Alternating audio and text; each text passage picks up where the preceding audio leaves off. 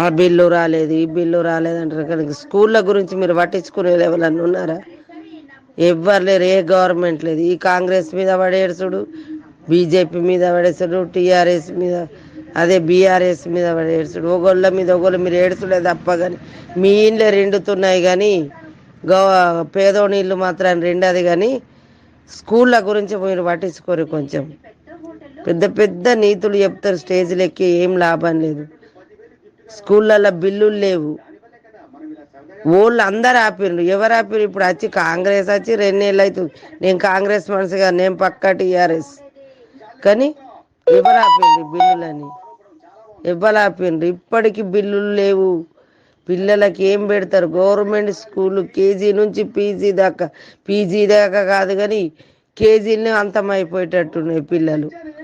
వాళ్ళకి అన్నం లేదు, సరి అయిన వసతులు లేవు. చెప్పుకోవడం కాదు, చేసి చూపించాల. కనీస మానవ ధర్మం. మాకు వచ్చే బిల్లులు 6 నెలల కూరగాయల బిల్లులు ఆగస్టు నుంచి లేవు. టిఫిన్ పెట్టి ఉన్న టిఫిన్ ఒకటి రిబ్బి కటింగ్ చేసిర్రు. ఆ టిఫిన్ బిల్లులే దిక్కు లేవు. ఎవరు పెడతారు? ఒకటి సాధించాలనుకుంటే దానికి బడ్జెట్ కేటాయించి కరెక్ట్ నెల నెలకి ఇవ్వాలా? ఏదీ లేదు. మంది అందరు ఏమనుకున్నారు? ఏ స్కూళ్ళల్లో మధ్యాహ్నం భోజనం ఏమో ఉంది. ఏముంది? ఏమీ లేదు. ఒక్క నెల కూడా సరిగా డబ్బులు రావు మాకు. ఆ వచ్చిన డబ్బులు ఏవో సగం ఎటు పోతాయో సగం 6 నెలలకు ఒకసారి డబ్బు ఎత్తే 2 నెలలు మాకు అసలు లెక్కలనే లేదు. గోడుగుడ్ల బిల్లు ఏదో, మెస్ బిల్, కూరగాయల బిల్లు ఏదో, ఏదేదో మాకే తెలియదు. ఒక నెల ఉన్నోళ్ళ ఇల్లు రెండుతున్నాయి, లేనోళ్ళు వీక్తున్నారు. దీని గురించి పట్టించుకునే గవర్నమెంట్ లేదు. సర్పంచ్ల బిల్లులు, ఆ బిల్లులు, ఈ బిల్లులు అంటారు. ఏ బిల్లు ఏ గవర్నమెంట్ పట్టదు. ఈ గవర్నమెంట్ అంతే, ఆ గవర్నమెంట్ అంతే. ఇవన్నీ బాధలు. మనము ప్రజలం నిజాయితీ ఉంటే ఎవ్వరికి ఓట్లు వేయక సైలెంట్గా కూర్చుండాలి. ఎట్లయితే అట్లా, ఎట్లా ఒక కష్టం చేసుకొని మనం బతాం. అదే పంట పండించుకుందాం, ఉన్న పని చేసుకుందాం, హాయిగా ఉందాం.